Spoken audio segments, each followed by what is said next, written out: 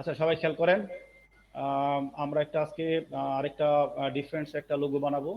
এই লোগোটাও আমরা আমরা দেখে নিই, এটাকে দেখি সাপোর্ট দেয় কিনা। প্রথমে আমরা এখান থেকে একটা ইলিপস টুল নিলাম। এটা রাখবো একটা, এখান থেকে রাখবো একটা কিসে, ইলিপস। ইলিপস থেকে ফিলে থাকবে এটা।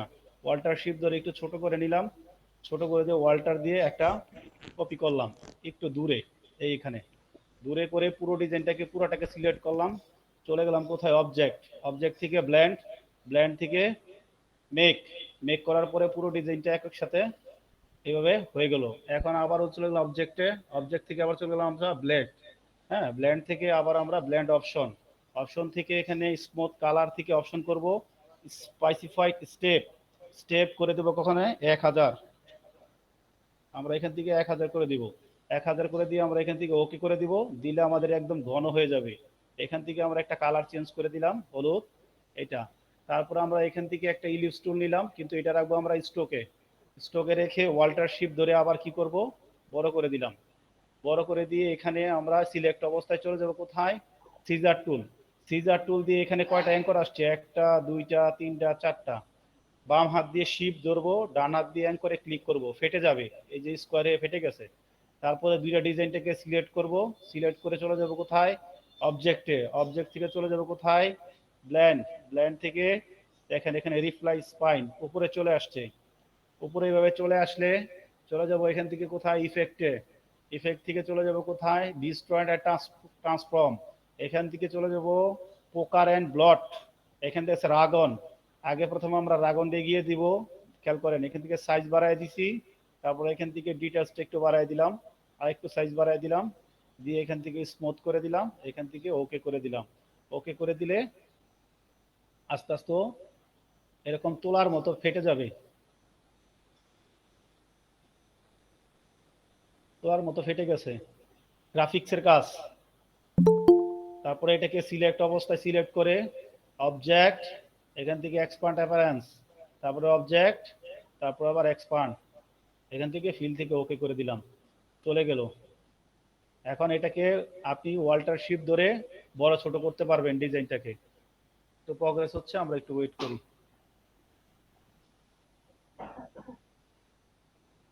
কাজটা আবারও দেখাই দিচ্ছি, সবাই দেখবেন এবং বাসায় কাজটা করবেন। আজকে এটাও গ্রাফিক্সের কাজ, আরেকটা গ্রাফিক্সের কাজ দেখাইতাম, কিন্তু ওটা র্যামে সাপোর্ট দিচ্ছে না। দুইটা পিসিতে ঢুকলাম, দুইটা একই অবস্থা। আরেকটা ঢুকলে তাই মনে দিবে, ভারী কাজ তো।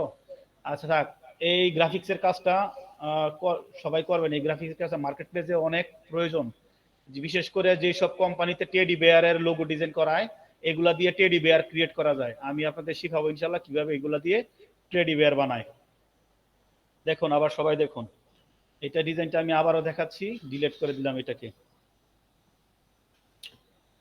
প্রথমে সর্বপ্রথমে এটা থাকবে ফিলে, ফার্স্ট ফিলে যখন থাকবে তখন আপনি কি করবেন, এখান থেকে একটা ইলিপস টুল নেবেন, কালার দিবেন এখান থেকে ইয়েলো, এখান থেকে একটা ইয়েলো টাইপের একটা কালার দিলাম, দিয়ে এখান থেকে ওয়াল্টার শিপ ধরে একটা ছোট্ট একটা ইলিপস নিলাম।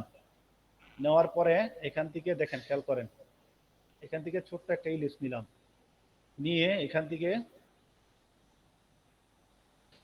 থেকে ওয়াল্টার ধরে একটা ডুপ্লিকেট করে সরাসরি নিচে নিয়ে শিপ ধরে ছেড়ে দিলাম। দুইটাকে সিলেক্ট করলাম, সিলেক্ট করে এখান থেকে চলে গেলাম কোথায়, অবজেক্টে। অবজেক্ট থেকে চলে গেলাম কোথায়, ব্ল্যান্ড। ব্ল্যান্ড থেকে মেক, মেক করব পরে পুরোটা এভাবে লেগে গেছে। আবার অবজেক্টে সিলেক্ট অবস্থা থাকবে, আবার যাব অবজেক্টে। অবজেক্ট থেকে যাব কোথায়, ব্লেড। ব্ল্যান্ড থেকে যাব কোথায়, ব্ল্যান্ড অপশন। ব্ল্যান্ড অপশন থেকে এই আমরা স্পেসিফাই স্টেপ করে দিব কত, 1000। 1000 থেকে আমরা এখানে ওকে করে দিব। তো সাথে সাথে এই ভিতরে যতগুলো গ্যাপ আছে গ্যাপগুলো পূরণ হয়ে গেছে। এটাকে ডিসিলেক্ট করে দেবো, এটার আর কোনো কাজ নাই। এখন এখান থেকে আমরা একটা স্টকে রাখবো। স্টকে রেখে আমরা এখান থেকে কি করব, একটা ইলিপস টুল নিব। এই একটা ইলিপস টুল নিলাম। ইলিপস টুল নিয়ে এখান থেকে এটা সিলেক্ট অবস্থায় থাকবে। জাস্ট এখানে আমরা রেজার টুল যেখানে কাজ করেছিলাম, এই রেজার টুলটা রাইট অপশন করব। রাইট অপশন করে সিজার টুল আসবে, এটা সিজার টুলের কাজ।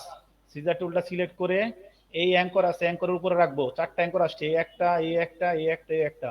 এই অ্যাঙ্করে এসে আমরা কি করব, জাস্ট এখানে অ্যাঙ্করে রেখে প্রথমে শিফট চাপ দিয়ে ধরবো বাম হাত দিয়ে, তারপর অ্যাঙ্করে একটা ক্লিক করব, অটোমেটিকলি এটা ফেটে যাবে।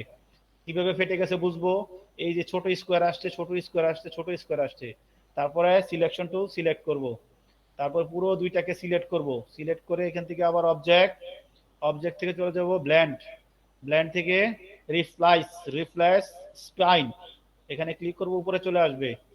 উপরে চলে আসলে আমরা এখান থেকে চলে যাব ইফেক্ট, ইফেক্ট থেকে চলে যাব কোথায়, ডিস্ট্রয়েড অ্যান্ড ট্রান্সফর্ম, এখানে ক্লিক করে রাগান, রাগানে গিয়ে এখানে একটু বাড়ায় দিব, সাইজ ডিটেলস বাড়ায় দিব, স্মুথ করে দিব, স্মুথ করে দিয়ে এখানে ওকে করে দিব, ওকে করে দিয়ে আমরা ওয়েট করব। দেখেন এখানে এরকম তুলোর মতো ফেটে গেছে, একদম পশমের মতো একটা ডিজাইন হবে। এই যে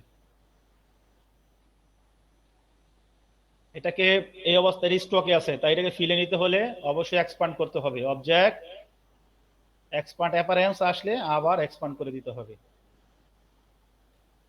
স্টক থেকে ফিলে চলে গেছে, এখন এখন এটা ফিলে আছে। তাহলে আমরা কি গ্রাফিক্সের এই কাজটা সবাই পারবো না আরো দেখাইতে হবে বলেন?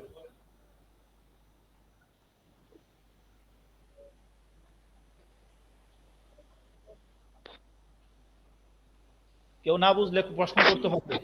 পারবো ভাইয়া, পারবো বুঝি না। ইনশাআল্লাহ।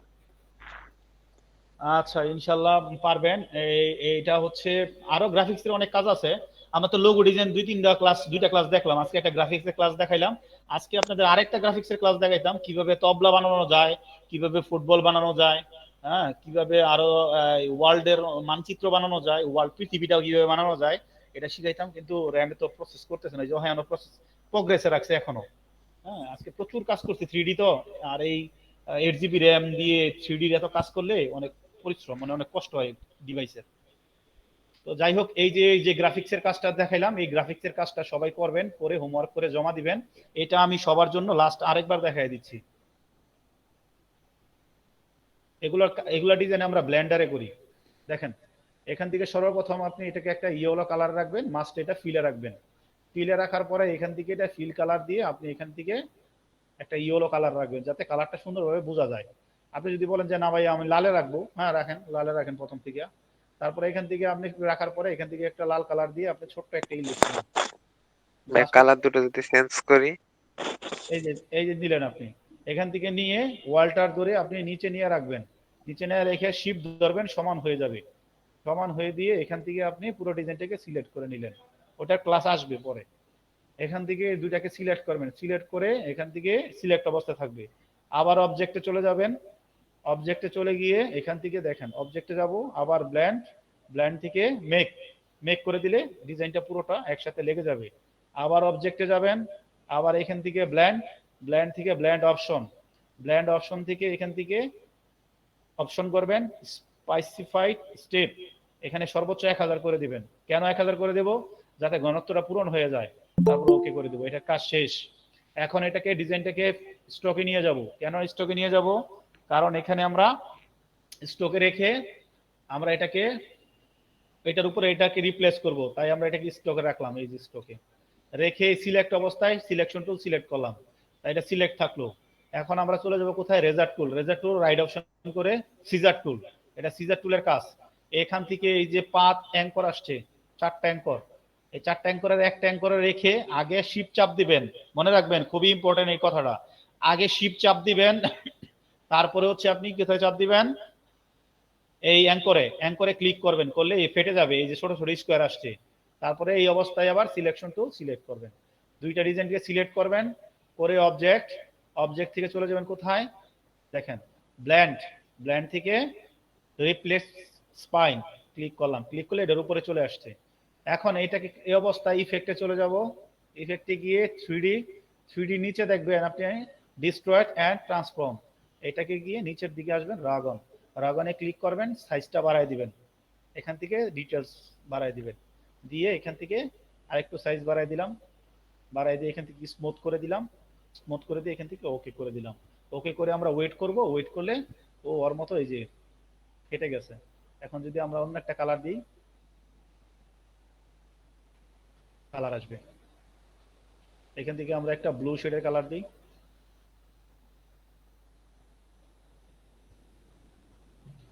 এখান থেকে অবজেক্ট, এখান থেকে এক্সপান্ড অ্যাপারেন্স, অবজেক্ট এক্সপান্ড। কেন এক্সপান্ড করলাম? স্ট্রোকে ছিল ডিজাইনটা, তাই আমরা ফিলে নিয়ে গেলাম। ওই যে ইলিপসটা আমরা স্ট্রোকে রেখেছিলাম, সেজন্য আমরা কি করলাম, এটাকে ফিলে নিয়ে গেলাম।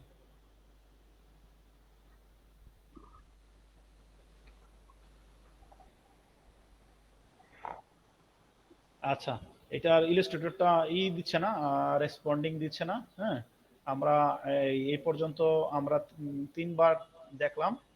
আমরা আশা করি যে এটা পারবো ইনশাল্লাহ, সমস্যা নাই। আর আপনারা সবাই প্রতিপদ থেকেই এই ডিজাইনটা করার চেষ্টা করবেন। আর হচ্ছে ভিডিও তো অবশ্যই দেওয়া হবে, আপনারা ভিডিওটা দেখে এই গ্রাফিক্সের এই কাজটা অবশ্যই অবশ্যই করে নেবেন।